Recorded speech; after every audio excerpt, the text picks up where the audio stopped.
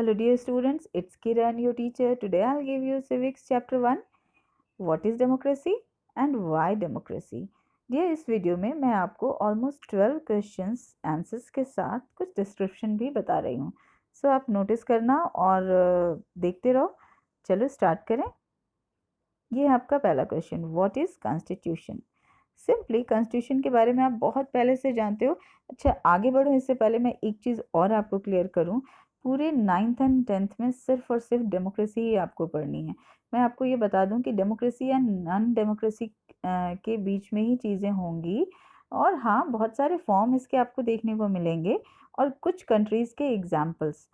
सो आप एकदम कॉन्सेंट्रेट होकर देख सकते हो. यहाँ भी मैं कुछ ऐसे फैक्ट आपको दे दूंगी जो आपके लिए आगे भी यूज़फुल होगा. तो आप ये सोच कर ही पढ़ो कि ये वीडियो आपके लिए नॉट ओनली 9th 10th में भी आपके लिए यूज़फुल होने वाला है.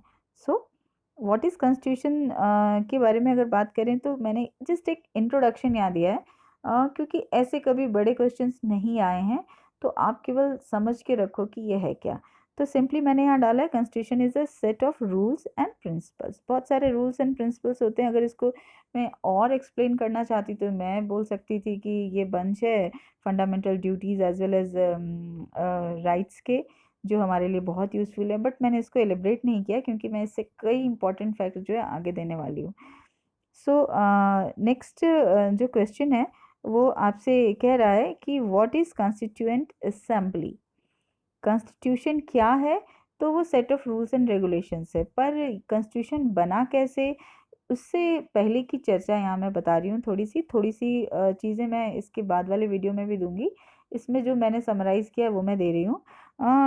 ये जो आप देख रहे हो कॉन्स्टिट्यूएंट असेंबली क्या है, तो सिंपली कॉन्स्टिट्यूएंट असेंबली जो है इज़ अ बॉडी और assembly of elected representative assembled for the purpose of drafting or adopting a constitution. मतलब ये कि कॉन्स्टिट्यूशन बनाने के लिए एक ग्रुप को चुना गया था.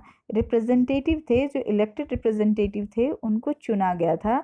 दैट मीन होता है ना, चुना गया था. दैट मीन कि जिसमें एबिलिटी होगी उन्हीं को तो चुनेंगे, जिनको इनकी जानकारी होगी उन्हीं को तो चुनेंगे. तो कुछ वैसे ही चीज़ थी.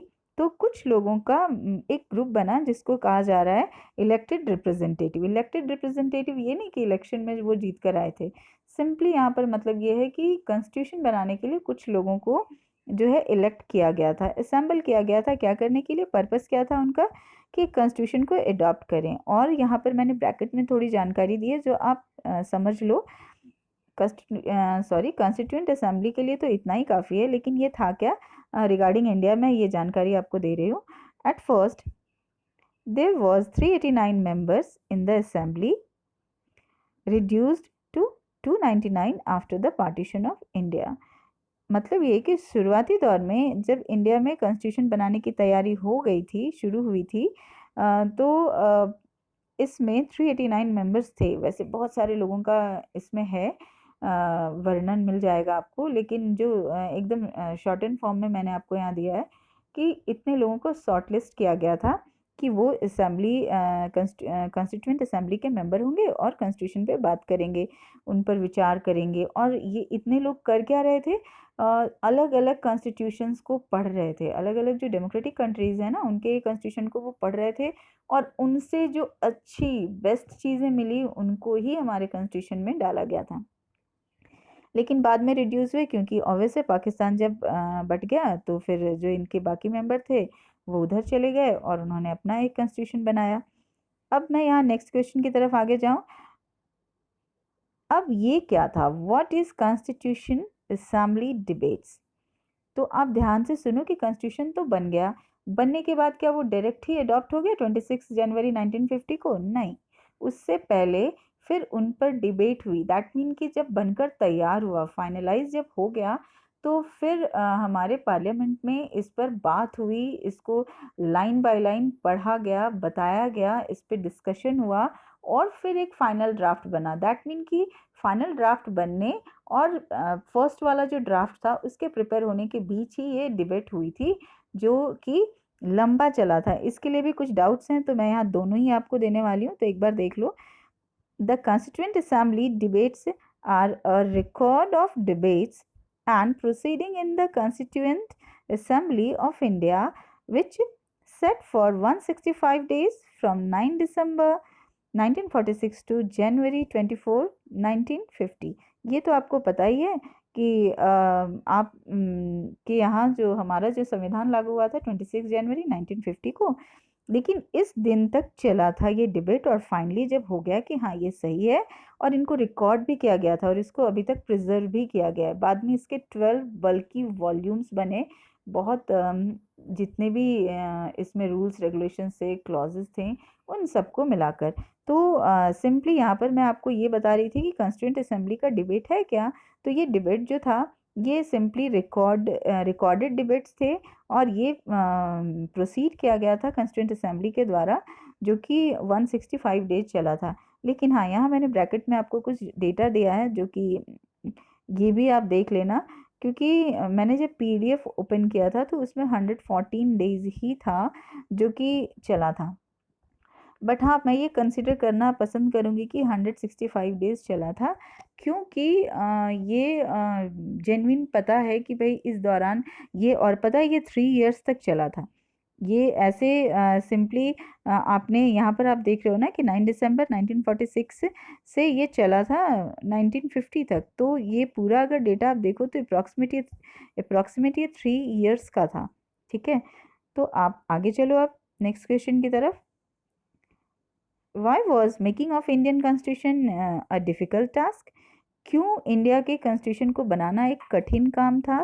क्यों कठिन था? तो सिंपली ऐसे मैं आपको एक बार बता दूं, ऑब्वियस है यहाँ अलग अलग रिलीजन के लोग रहते हैं, अलग अलग किस्म के लोग रहते हैं, और सभी को इक्वल अधिकार देने की बात थी।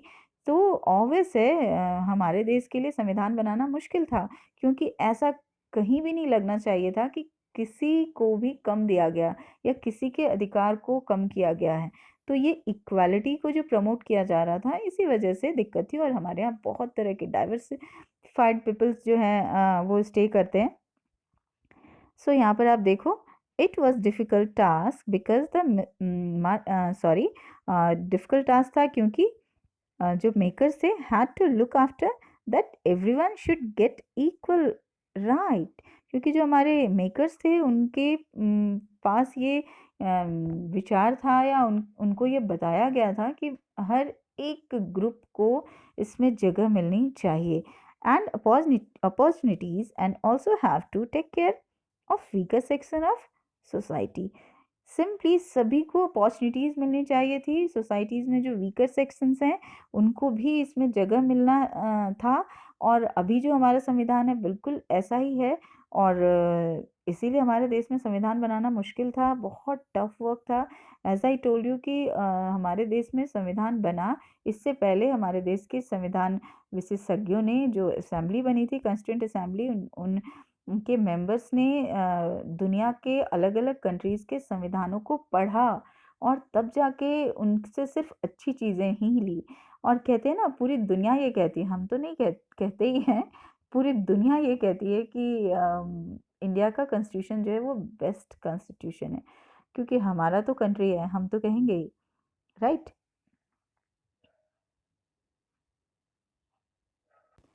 This is your next question. Who was the chairman of constitution drafting committee? कौन थे चेयरमैन हमारे ड्राफ्टिंग कमेटी के? हालांकि क्वेश्चन तो मैंने एक ही पूछा है, इसमें बताया है, लेकिन मैंने कुछ फीड इसलिए किया है कि आप ये जानकर रखो, ये भी आपके काम आएगी। ठीक है, क्योंकि अलग अलग क्वेश्चंस जनरेट करना थोड़ा सा कठिन हो जाता है। सो यहाँ पर आपको दे रही हूँ मैं। Dr. B.R. Ambedkar was the chairman of drafting committee presenting the final draft of the Indian Constitution to the Dr. Rajendra Prasad on 25th November 1949। Obviously उस समय डॉक्टर राजेंद्र प्रसाद जी जो थे वो हमारे प्रेसिडेंट थे, तो उनको ही ये समर्पित किया गया था। सो अब नेक्स्ट आप देख लो, यहाँ पर फिर मैंने उसी को एक फाइनलाइज कर दिया है। चेयरमैन जो थे वो B.R. अम्बेडकर जी थे, और टेम्प्रेरी चेयरमैन भी थे जिनका नाम था सच्चिदानंद सिन्हा जी, और नेक्स्ट जो थे वाइस प्रेसिडेंट H.C. मुखर्जी, और V.T. कृष्णमाचारी जी थे वाइस प्रेसिडेंट थे, एंड प्रेसिडेंट के बारे में हमने बात कर ली, डॉक्टर राजेंद्र प्रसाद जी थे। अब मैं आगे बढ़ूँ आपके साथ। Why do we need a constitution, क्यों ज़रूरत है एक कॉन्स्टिट्यूशन की। सिंपली आपने बहुत पहले से इसे पढ़ा है, जब से आप सिविक्स पढ़ रहे हो ना, तो ये आपने पढ़ा है कि कॉन्स्टिट्यूशन की आवश्यकता क्यों है। तो कॉन्स्टिट्यूशन की आवश्यकता इसलिए है कि वो हमें रेगुलेट करती है, मैं तो यही कहूँगी। हम सब उसके मुताबिक ही चलते हैं। सो यहाँ आप देख लो एक बार, we need a constitution because of these reasons. First है, it provides a set of written rules that is authorised and approved by the people. ये ऑथराइज्ड भी है और हमने इसे अप्रूव भी किया है, हमने इसे एक्सेप्ट भी किया है। नेक्स्ट है, it gives us fundamental rights, tell us about fundamental duties. यहाँ एक कॉमा मुझसे छूट गया है, तो यहाँ पर आप पुट करोगे, ठीक है, या फिर एंड भी वहाँ पुट कर सकते हो। ये हमें फंडामेंटल राइट देता है और साथ साथ हमें बताता है हमारे क्या क्या फंडामेंटल ड्यूटीज़ हैं, कर्तव्य हैं। यानी अधिकार के साथ साथ हमें कर्तव्य भी बताता है। और इसके बाद आप देखो next point, it provides guidelines to run a government and to protect our fundamental rights. ये हमें गाइडलाइंस देता है कि कैसे गवर्नमेंट को चलना है या चलाना है, और साथ साथ हमारे अधिकारों की भी सुरक्षा करता है। हालांकि इसके लिए आपने स्टैंडर्ड 8 में ही पढ़ा है, बहुत सारे फंडामेंटल राइट्स आपने पढ़े हैं और फंडामेंटल ड्यूटीज़ पढ़े हैं। सो होपफुली आपको याद होगा, और आगे भी है, आगे मैं आपको दूंगी, लेकिन इस वीडियो में तो मैं नहीं देने वाली हूँ। नेक्स्ट पॉइंट है, it gives protection from bad people such as murderers, oppressors, corrupt people, thieves etcetera. Simply ये अधिकार ही तो है जो हमें देता है क्या, कि कॉन्स्टिट्यूशन का ही तो अधिकार है जो, या फिर कॉन्स्टिट्यूशन ही तो है जो हमें बताता है कि हमें क्या करना है क्या नहीं करना है, और साथ साथ ऐसे बुरे लोगों से हमें बचा भी लेता है। तो ये था, यानी इन चीज़ों के लिए हमारे पास कॉन्स्टिट्यूशन का होना ज़रूरी था, क्योंकि कॉन्स्टिट्यूशन ही है जो हमें प्रोटेक्ट कर रहा होता है बहुत से तरीके से। Your next question is, what is democracy. Democracy से रिलेटेड मैं आपको बता दूं, डेमोक्रेसी तो आप पढ़ ही रहे हो, जानते ही हो, पर इस वीडियो में मैं आपको डेमोक्रेसी के एडवांटेज एंड डिसएडवांटेज और नॉन डेमोक्रेसी के भी एडवांटेज और डिसएडवांटेज दोनों ही देने वाली हूँ। तो ये और 4 इंपॉर्टेंट चीज़ मैं इसमें आपको दे रही हूँ। वैसे मैं ये बता दूं कि डिसएडवांटेज को ज़्यादा बड़े लेवल पे आप स्टैंडर्ड 10 में देखने वाले हो, बट मैंने यहाँ आपको इंट्रोडक्शन दे दिया है सो दैट कि आपको ये पता रहे, और आपने पहले भी इसे पढ़ा ही है। अब देख लें, सिंपल सी डेफिनेशन मैंने दी है, what is democracy. Democracy is a form of government which in which the rulers are elected by the people. इसमें रूलर्स जो है वो पीपल के द्वारा इलेक्ट किए जाते हैं, सिटीजन के द्वारा, जनता के द्वारा। और अब्राहम लिंकन जी ने क्या कहा था, according to Abraham Lincoln, democracy is a government of the people, for the people and by the people. Simply democracy एक ऐसी गवर्नमेंट है जो जनता के लिए, जनता के द्वारा और जनता से ही बनती है। और आगे मैं चलूँ आपको लेकर, नेक्स्ट क्वेश्चन है आपका, what is non democratic government. पहले तो मैंने सिंपली इसे दिया है और मैं बता दूंगी कि आगे जो मैं टॉपिक दे रही हूँ उसे कैसे एग्जाम में आने वाले हैं। अब यहाँ पर आपको मैं बता दूं, non democratic government is a form of government in which the rulers are not elected by the people. ये सिंपली, ये सीधा सा आंसर यही है कि इसमें वही होता है कि भाई जो गवर्नमेंट होती है या फिर रूलर होते हैं वो जनता के द्वारा इलेक्ट किए हुए नहीं होते, या तो ये डिक्टेटर होते हैं या फिर ये मोनार्च होते हैं, दैट मीन किंग। जो हेरिडिटरी सिस्टम से चलता है ना, राजा और राजा के बच्चे, फिर राजा, फिर उनके बच्चे, भले उनमें कोई क्वालिटी हो या नहीं हो। तो डेमोक्रेसी ऐसी नहीं है। तो सिंपली या तो हम मोनार्ची को भी इसके अंदर रख सकते हैं, या फिर जो डिक्टेटर्स की कहानियां हमने पढ़ी है कुछ कंट्रीज़ की, तो उनको भी डाल सकते हैं। यहाँ मैंने छोटा सा एग्जांपल दिया, बट बहुत बड़ी स्टोरी आप देख रहे हो, नीचे नोट करके मैं देने वाली हूँ आपको। पहले तो एग्जाम्पल यहाँ मैंने दे दिया है, आपके चैप्टर का एग्जाम्पल है ये। जैसे म्यांमार की कहानी अगर लो, तो Myanmar where rulers were not elected by the people. Myanmar में जो रूलर्स हैं जो वो इलेक्ट नहीं किए जाते पीपल के द्वारा। नेक्स्ट है डिक्टेटर्स लाइक पिनोशे, जो कि चिली के रूलर रहे थे, was not elected by the people, वो भी जनता के द्वारा इलेक्टेड नहीं थे।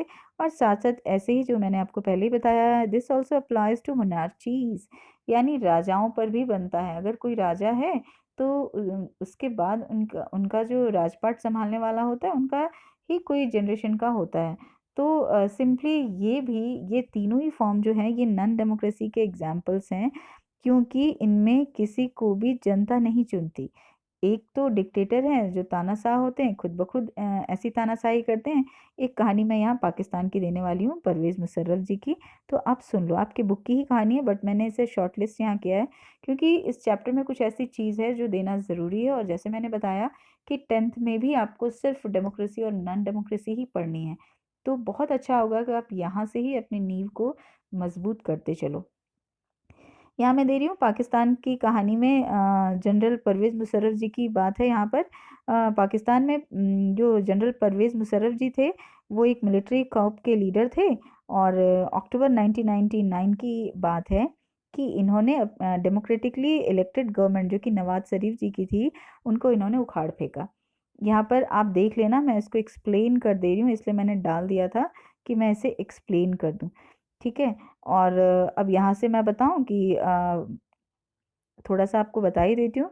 पाकिस्तान की ये कहानी है और इसमें आप देख रहे हो कि general Pervez Musharraf led a military coup in October 1999.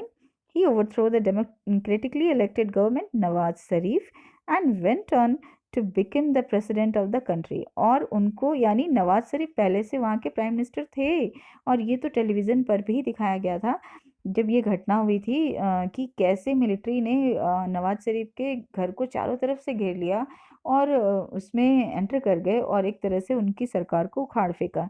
उस समय परवेज़ मुशर्रफ जी जो थे वो मिलिट्री के हेड थे। और वक्त आता है 2002 का। He also held a referendum in the country that granted him a 5 years extension. और ये उनकी नेक्स्ट चालाकी थी कि 2002 में उन्होंने क्या किया कि 1999 में तो ये किया ही, 2002 में उन्होंने एक रेफरेंडम निकाला और अपने आप को 5 साल के लिए और बिठा दिया कुर्सी पे कि भाई वो तो अपने आप को वो प्रेसिडेंट बताने लगे। तो ये ज़बरदस्ती वाली चीज़ थी।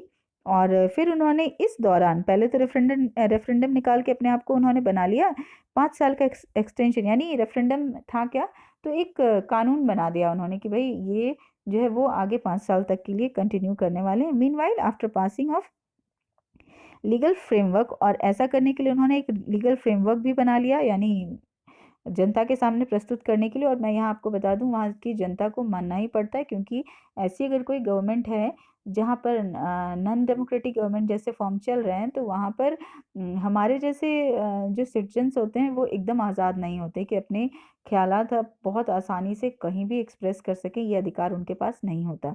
तो ऐसा ही कुछ था। जो मुशर्रफ साहब थे उन्होंने कुछ ऐसा किया, और ऐसा करने के पीछे उनकी मंशा क्या थी वो बहुत सारी बातें थी। तो आगे हम लोग चलें, ऐसा करने के बाद उन्होंने क्या किया कि इलेक्शन भी उन्होंने करवाया। पहले तो रूल बना दिया कि वो आगे आने वाले और 5 साल तक राज करेंगे, और फिर उन्होंने इलेक्शन करवाया। और इलेक्शन भी करवाया तो वो किसी काम का नहीं था। आप देखो, election were held to the national and provincial assemblies and elected representatives were granted some power only. Election फिर करवाया, 5 साल के अधिकार लेकर करवाया, और फिर जब जो चुनकर लोग आए ना, तो उनको भी पूरे अधिकार नहीं दिए, उनको भी क्या कहा, उनको भी थोड़े ही अधिकार दिए, ग्रांटेड सम पावर। उनको भी पूरे अधिकार नहीं दिए गए, but the final power rested with military officer and general Musharraf himself. सारे के सारे अधिकार जो थे मुशर्रफ साहब और मिलिट्री के पास ही रह गया। Hence we can conclude it was not a democratic government, means that non democratic government ही थी। और इस तरीके से ये कहानी थी। तो मैं आपको बता दूं, एक्चुअली ये स्टोरी यहाँ बताना ज़रूरी था। क्यों? कि मैं आपको बता सकूं ये घटना कब घटी थी 1999 में। कब उन्होंने रेफरेंडम लाया था, तो 2002 में लाकर अपने आप को 5 साल का एक्सटेंशन दे डाला था। और इलेक्शन करवाया था क्या? हाँ, इलेक्शन करवाया था, बट वो किसी काम का नहीं था। क्यों नहीं काम का था? क्योंकि आपने कुछ अधिकार ही नहीं दिए, ग्रांटेड सम पावर्स ओनली। वो भी सम पावर तो बताने की बात है, वो नहीं ही पावर था, वो कोई पावर उनके पास, यानी जो चुनकर आए थे ना उनके पास कोई पावर ही नहीं था। That's it. ये प्रूफ होता है कि उनके यहाँ नहीं थी डेमोक्रेटिक गवर्नमेंट, अभी तो है, लेकिन अंदर बहुत सी ऐसी चीज़ें होती है जिस कहानी में नॉट ओनली पाकिस्तान, बहुत ऐसे कंट्रीज़ के बारे में हम बात करने वाले हैं सिविक्स में, जहाँ पर हमें पता चलने वाला है कि कौन से कंट्रीज़ एक्चुअल डेमोक्रेसी फॉलो करी। उनमें से इंडिया में बेस्ट फॉर्म ऑफ डेमोक्रेसी है, ये पूरी दुनिया मानती है। नेक्स्ट क्वेश्चन मैं आपको बता रही हूँ, और ये क्वेश्चन जो है what are the features of democracy. ये आप बहुत पहले से जानते हो, लेकिन हाँ इस चैप्टर में देना ज़रूरी था, इसलिए मैंने पुट किया है। तो आप ध्यान से देखना, ये फीचर्स हैं, और यहाँ पर मैंने ब्रैकेट में कुछ चीज़ें डाल दी हैं। कैरेक्टरिस्टिक्स भी हो सकता है इसकी जगह, या फिर एडवांटेज भी हो सकता है। दैट मीन्स कि what are the features of democracy, what are the characteristics of democracy, what are the advantage of democracy. तो answer will be same. Okay, अब मैं यहाँ आपको बता दूं कि ये क्या है। सबसे पहली चीज़ आपको दिखा रही हूँ, इट मस्ट हैव टू और मोर देन टू पार्टीज। यानी अगर कोई कहता है कि उसके देश में डेमोक्रेसी है या कुछ भी है, तो सबसे पहली शर्त तो ये है कि वहाँ रियल मायने में कम से कम दो पार्टी तो होनी ही चाहिए, दो से ज़्यादा होनी चाहिए। दैट मीन दो से कम है तो फिर तो वो डेमोक्रेसी का कोई रूल ही नहीं है। हालांकि इसके लिए एक और एक्सप्लेनेशन मैं दूंगी चाइना का, बट यहाँ मैं उसे नहीं बढ़ा पाऊंगी इस वीडियो में। सो आपको मैं आगे ले चलूँ। Second point, leaders elected by universal adult franchise. जो लीडर बनकर आए हैं या आएंगे, वो यूनिवर्सल एडल्ट फ्रेंचाइजी के द्वारा आएंगे चुनकर। दैट मीन जैसे जिनकी उम्र 18 से ज़्यादा हो, वो होते हैं हमारे देश के यूनिवर्सल एडल्ट, क्योंकि उन्हें वोटिंग राइट मिल गया है। सो उनके द्वारा जो चुनकर आते हैं। तो इस तरीके से डेमोक्रेसी की दूसरी शर्त क्या है कि इसके लीडर्स जो हैं वो यूनिवर्सल एडल्ट फ्रेंचाइजी के द्वारा ही आने चाहिए इलेक्ट होकर।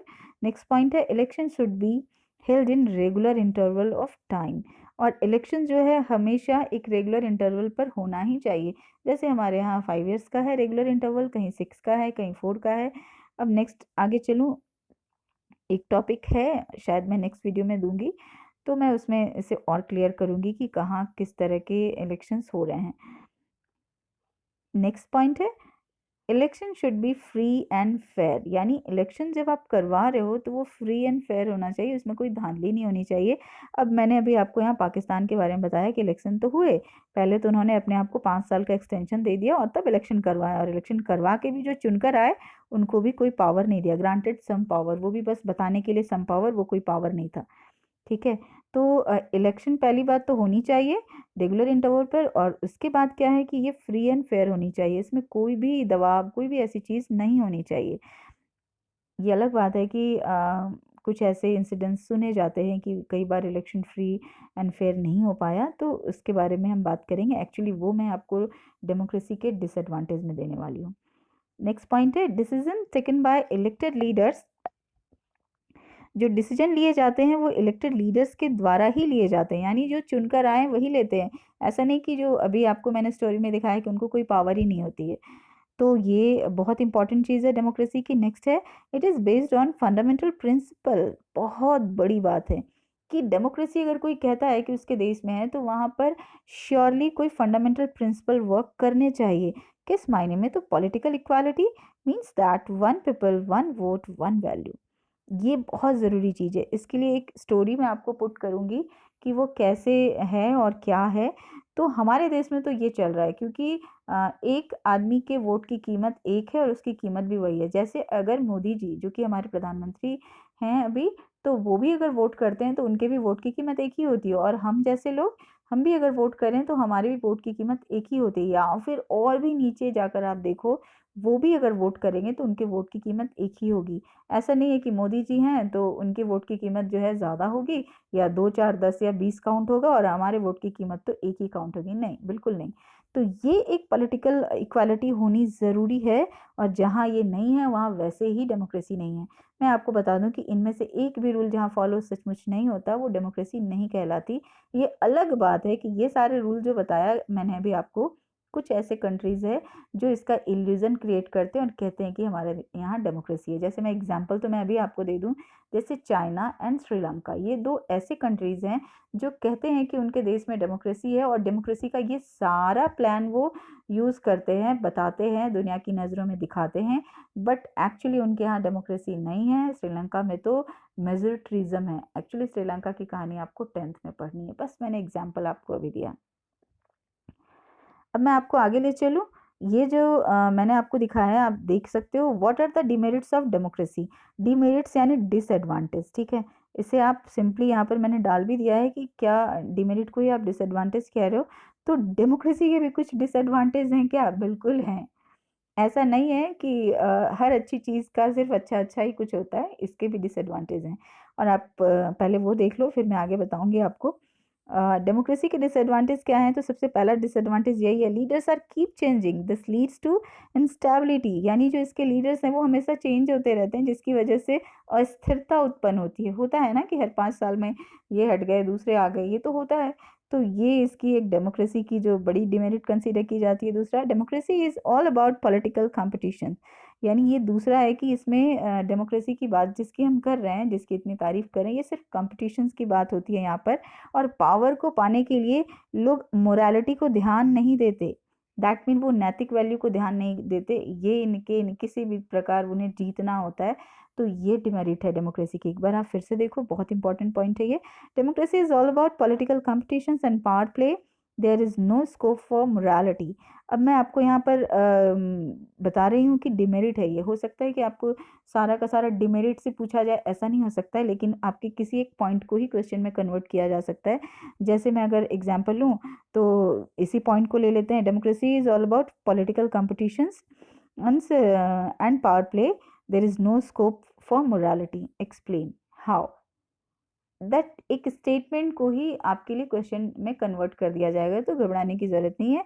उसे छोड़कर आप सिंपली लिखोगे यस, डेमोक्रेसी जो है वो अच्छी फॉर्म ऑफ गवर्नमेंट तो है ही, लेकिन हाँ यहाँ पर पावर प्ले होता है। और ये सारी चीज़ जो मैं भी आपको देने वाली हूँ पॉइंट्स, वो सारे आप ऐड करोगे। नेक्स्ट पॉइंट आप देखो, it takes time in decision making that leads to delay.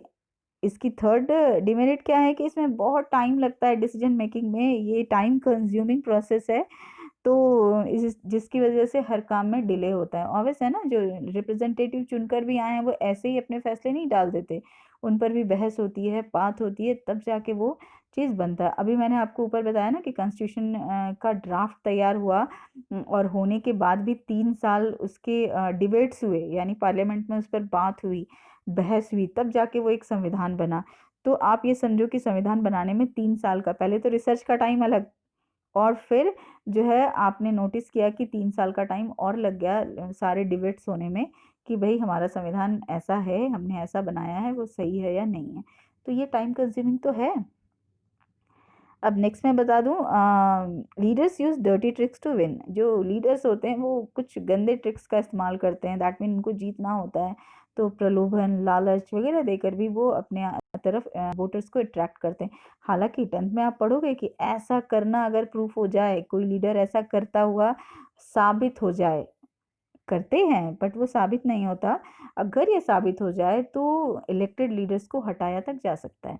तो ठीक है, डेमोक्रेसी के बहुत सारे डिमेरिट्स हैं, उसको कंट्रोल करने के लिए बहुत सारे कॉन्स्टिट्यूशन में प्रावधान भी हैं। स्टार्टिंग में ही मैंने बताया कि why do we need a constitution. तो डेफिनेटली इस पर नज़र रखने के लिए हमारा संविधान है, वो नज़र रखता है। नेक्स्ट है पॉइंट जो ज़रूरी है, आप देख लो, डेमोक्रेसी लीड्स टू करप्शन। चूंकि यहाँ डर्टी ट्रिक्स इस्तेमाल करते हो, चूंकि आप मॉरल वैल्यूज़ को वैल्यू नहीं देते हो यहाँ पे, तो इससे क्या होता है कि करप्शन तो आती है। ठीक है, तो अब नेक्स्ट पॉइंट की तरफ चलें। इनफैक्ट आपका ये नेक्स्ट क्वेश्चन के फॉर्म में ये टॉपिक मैंने दिया हुआ है, what are the features of non democratic government. अब ध्यान से सुनना, यहाँ पर डिसएडवांटेज मैंने डाल दिया है। यानी ये फीचर्स ना पूछकर, कैरेक्टरिस्टिक्स ना पूछकर, वो ये पूछ ले कि व्हाट आर द मेरिट्स या disadvantage of non democratic government. तो आंसर यही होगा। ओके, अब आप देखना शुरू करो। वैसे तो नॉन डेमोक्रेटिक गवर्नमेंट का एग्जाम्पल मैं ऊपर दे चुकी हूँ, लेकिन यहाँ भी मैं थोड़ा एक्सप्लेन कर दूँ आपको। और क्यों एक्सप्लेन करी वो वजह बताने के बाद बताऊंगी। सबसे पहला क्या है फीचर्स या डिसएडवांटेज या फिर डिमेरिट्स का, रूलर्स और dictators are not elected by the universal adult franchise. ये जो रूलर्स होते हैं या डिक्टेटर्स होते हैं वो यूनिवर्सल एडल्ट फ्रेंचाइज के द्वारा इलेक्ट नहीं किए जाते, ये अपनी मनमानी कर सकते हैं। ठीक है, नेक्स्ट है जैसे अभी परवेज मुशर्रफ जी के बारे में हमने बात की कि वो चुनकर तो नहीं आए थे, वो जबरन आ गए थे, और 5 साल के लिए उन्होंने अपने आप को बढ़ा भी दिया था। खाली मुशर्रफ साहब तो बहुत नए हैं इस फील्ड में, बट उनसे पहले भी आप देखोगे कि चिली में पिनोशे ने कुछ ऐसा किया। बहुत सारी लंबी लंबी कहानियाँ आपको पढ़नी है, 10th पहुँचते पहुँचते यहाँ भी आपको पढ़ाऊंगी। अब नेक्स्ट पॉइंट आपको बता दूं कि जो नॉन डेमोक्रेटिक गवर्नमेंट होता है, देयर इज नो इलेक्शन, उसमें कोई इलेक्शन नहीं होता। विदाउट इलेक्शन ही उसमें सब कुछ चलता है। जैसे अभी आपने देखा कि मुशर्रफ साहब ने इलेक्शन तो बस नाम का ही करवाया था। और नेक्स्ट है decision taken by the rulers और डिक्टेटर्स। इसमें सारे डिसीजन तो एक्चुअली वो रूलर्स और डिक्टेटर्स ही लेते हैं, जो कि बिना चुने हुए पहुंचे हुए होते हैं। It has no fundamental principles of political equality. इनके पास कोई फंडामेंटल प्रिंसिपल नहीं होता पॉलिटिकल इक्वालिटी का। जैसे मैंने भी आपको ऊपर दिखाया ना, डेमोक्रेसी में कि इसमें पॉलिटिकल इक्वालिटी होती है। और इसमें क्या होता है, ये वाली पॉइंट मैंने आपको दिया है, उसी को मैंने वहाँ दिया है कि इसमें पॉलिटिकल इक्वालिटी होती है, इसमें वन वोट वन पीपल और वन वैल्यू होता है। लेकिन नॉन डेमोक्रेसी में ऐसा बिल्कुल भी नहीं होता है। और सबसे बड़ी बात कि यहाँ पर कोई पॉलिटिकल इक्वालिटी तो नहीं होती, साथ साथ the people are not allowed to criticise the government. हम अभी बैठकर अपने गवर्नमेंट की अगर बुराई करना चाहें तो हम कर सकते हैं, अगर हमें कुछ खामी नज़र आती है तो। लेकिन उनके यहाँ जहाँ नॉन डेमोक्रेटिक गवर्नमेंट है, नॉन डेमोक्रेसी है, वो लोग ऐसा बिल्कुल नहीं कर सकते। और अच्छा, यहाँ पर एक बात बताना ज़रूरी है। जैसे मैंने अभी बोला कि हम अपने गवर्नमेंट की बुराई कर सकते हैं, बिल्कुल कर सकते हैं।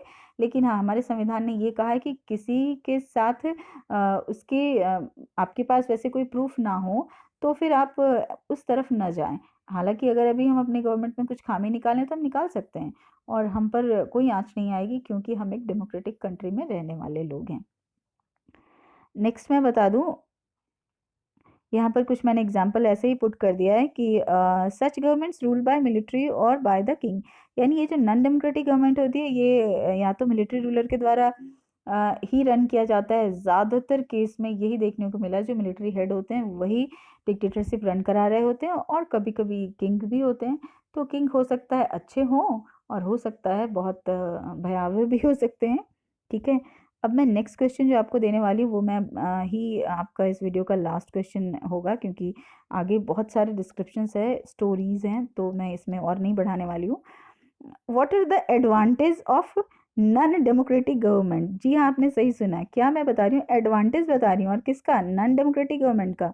तो ये क्या है? जैसे मैंने आपको स्टार्टिंग में बताया कि हर अच्छी चीज़ का कुछ बुरा पहलू होता है, तो कुछ बुरी चीज़ का कुछ अच्छा पहलू भी होता है। ये कुछ वैसा ही है। और थोड़ा सा मैं क्लियर करूँ कि यहाँ पर मैं आपको, आप देख रहे हो कि ओवर डेमोक्रेटिक गवर्नमेंट भी मैंने डाल दिया है। तो आप देख लो कि क्वेश्चन किस तरीके से आ सकता है। What are the advantage of non democratic government?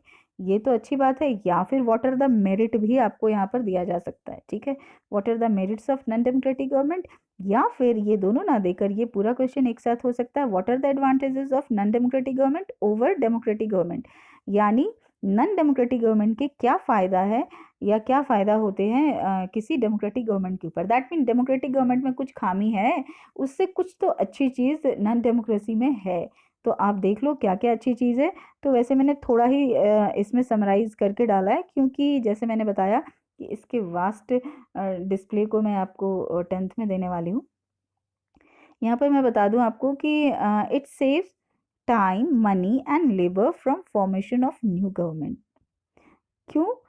जैसे मैंने बोला कि ये जो है टाइम बचाता है, पैसे बचाता है, और लेबर भी बचाता है न्यू गवर्नमेंट के फॉर्मेशन में। अब मैं बात करूं अपने देश की, जैसे हमारे यहाँ डेमोक्रेसी है, और डेमोक्रेसी में जब इलेक्शन होते हैं तो आप देखते हो ना, कितनी सारी चीज़ें उथल पुथल होती है। स्कूल्स को ऑफ रखा जाता है, उससे पहले बहुत सारे लोग ऐड करते हैं, एडवर्टाइज करते हैं, फिर इस पे बहुत सारे पैसे खर्च होते हैं। जैसे जो लीडर्स हैं वो एक जगह से दूसरी जगह जो है अपने जो है भाषण देने जा रहे होते हैं। तो फिर इसमें पैसे तो खर्च होते हैं ना, तो इसमें कोई खर्च नहीं होता। That mean non democratic government में ऐसा कोई खर्च नहीं है, क्योंकि भाई एक ही आदमी तो है, उसे ही तो बनना है। तो इन चीज़ों पे खर्च ही करना नहीं, उसे क्या ऐड करना। तो इस तरीके से उसमें कोई खर्च नहीं होते। नेक्स्ट पॉइंट है, it avoid the delay in policy making and new law enforcement. हमारे देश में एक कानून अगर बनाना हो तो उसके लिए बहुत सारी चीज़ों पे काम करना होता है, और जिसकी वजह से डिले हो जाता है। न्यू लॉ के बनने में, न्यू कानून के बनने में बहुत सारी चीज़ें होती हैं। अभी मैंने एग्जाम्पल ही आपको एक बताया ना अपने कॉन्स्टिट्यूशन का। ऐसे कई सारे एग्जाम्पल्स मैं यहाँ पुट कर सकती हूँ, जिससे आपको पता चलेगा कि डेमोक्रेसी होने के कुछ डिमेरिट भी हैं, कि एक ही कानून बनने में, क्योंकि अगर उसे पार्लियामेंट से सहमति नहीं मिलती है तो वो बार बार आता ही रहता है वो मुद्दा, पर वो पास नहीं होता, वो कानून नहीं बन पाता। तो ऐसी प्रॉब्लम कहाँ नहीं होती है, तो नॉन डेमोक्रेसी में नहीं होती है। तो वहाँ पर टाइम की डिले नहीं होती है, बहुत आसानी से वहाँ पॉलिसी पास हो जाता है, क्योंकि एक ही तो लीडर होते हैं, किसी से पूछना तो होता नहीं उन्हें। नेक्स्ट है, according to data non democratic government having higher growth rate. ये डेटा कहता है कि जो नॉन डेमोक्रेटिक गवर्नमेंट होते हैं ना जहाँ भी, तो उनका जो ग्रोथ रेट है वो हायर होता है। क्यों हायर होता है? दैट मीन वहाँ डेवलपमेंट ज़्यादा होता है। क्यों होता है? क्योंकि उनको किसी से पूछना नहीं होता, उन्होंने आज ये डिसीजन लिया और कल से इस पे काम शुरू कर लिया, क्योंकि उन्हें किसी से बात नहीं करनी होती, उनके कोई पार्लियामेंट के सदस्य नहीं होते, तो सिंपली वो ही मालिक होते हैं, उन्हें जो करना होता है। सो डियर, आज की वीडियो में इतना ही। हालांकि आप देख रहे हो नेक्स्ट मैं चाइना के लिए कुछ प्रिपेयर करके रख चुकी हूँ, लेकिन ये बहुत बड़ा टॉपिक है और इससे रिलेटेड मुझे जिम्बाब्वे के बारे में और साथ साथ कुछ रॉबर्ट मुगाबे के बारे में बात करनी है, तो बड़ा टॉपिक है और मैं इस वीडियो के साइज़ को और बढ़ाना नहीं चाहती। होपफुली नेक्स्ट वीडियो में फुली मैं कंप्लीट कर दूंगी आपके इस चैप्टर को। बस आज के लिए इतना ही। और आज फ्रेंडशिप डे भी है आप लोगों के लिए, तो हैप्पी फ्रेंडशिप डे। आप बोलोगे टीचर हो और आप फ्रेंडशिप डे क्यों विश कर रहे हो? तो मुझे लगता है मेरे बच्चे कि आप मेरे स्टूडेंट्स हो, लाइक माय चाइल्ड, मेरे बच्चे की तरह हो। और मुझे लगता है मैं अपने बच्चे से दोस्ती करती हूँ, तो आपसे भी दोस्ती तो कर ही सकती हूँ, है ना? चलो, bye dear, have a nice day.